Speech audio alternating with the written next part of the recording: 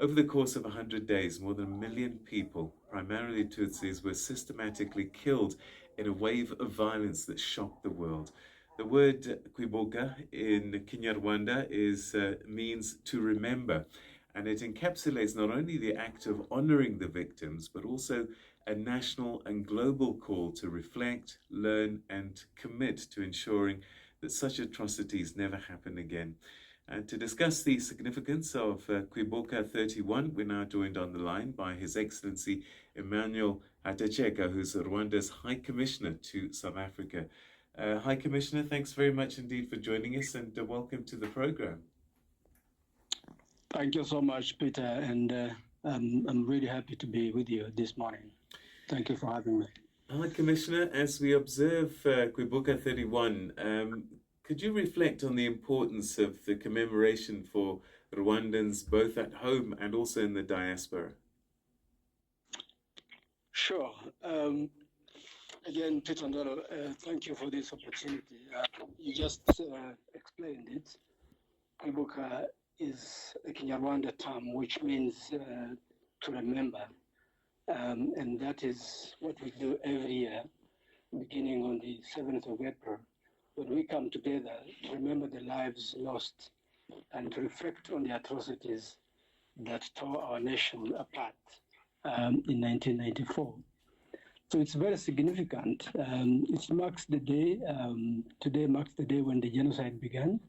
And as you mentioned, it lasted for 100 days. And during these 100 days, we do national mourning until the July 4th. And we hold memorial ceremonies, candlelit vigils and dialogues. But it's also a time for us to really reflect on the causes of genocide. As you said, and as you know, over 1 million Tutsis lost their lives simply because of who they were. And it's also a time for us to support the survivors, to acknowledge their suffering and resilience. But also it's a time for us and the whole world to reaffirm our pledge of never again. So really in short, Kwibuka is about remembrance and learning. We learn, we keep learning, and by remembering, we ensure that the horrific events of 1994 are never forgotten or repeated. We don't just remember the number, we remember the names, the faces, the stories of our loved ones. And this act of national remembrance is both very solemn, but also sacred in Rwanda. And it allows us to mourn collectively and to heal together as a nation. Tell us a little bit more about this year's theme. I believe it's Remember, Unite, Renew. How does this theme encapsulate Rwanda's 31-year journey?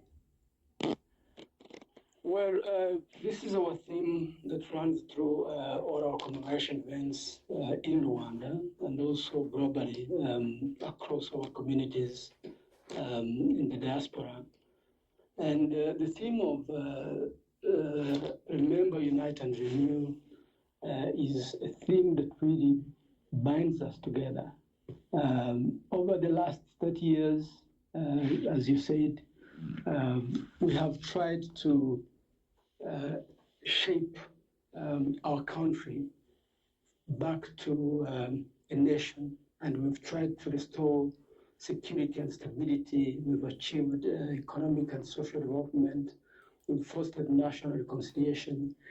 And of course, considering when we started, inheriting a country that was shattered, during Kwibuka, we reflect on how far we've come as a people. And we reinforce our shared identity as Rwandans, rather than the divisions of the past. So unity is key. The cornerstone of our post-genocide identity is what we call Ndumunyarwanda, meaning I'm Rwandan, which was adopted to really unite all citizens under a single national identity. Now, in terms of renewing our resolve to fight the genocide, we call upon all peace lovers worldwide to understand that genocide is not just a concern for Rwanda, it's a concern for humanity globally. And of course, the annual commemoration helps us to educate our young generations. Peter, you might be aware, over 70% of Rwandans today were born after 1994. They did not witness the genocide. So Kwibuka is an opportunity to pass on the history, to teach them about the dangers of hate ideology and division. So in schools, in public discussions during commemoration period, youth learn the values of unity, youth learn the values of empathy, and of course, human dignity. And they understand the progress we've made as a country that was in ruins, that has become really one of Africa's stable and cohesive societies post-genocide.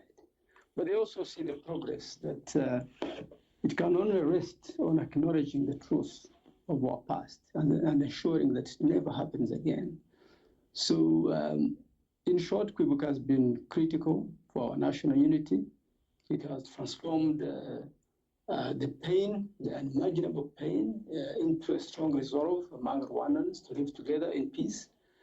And of course, every time as we emerge from the mourning period each year, we are reminded that we must keep supporting one another as one family, one Rwanda. So this unity and reconciliation have been the foundations of the peaceful and hopeful country that Rwanda is today.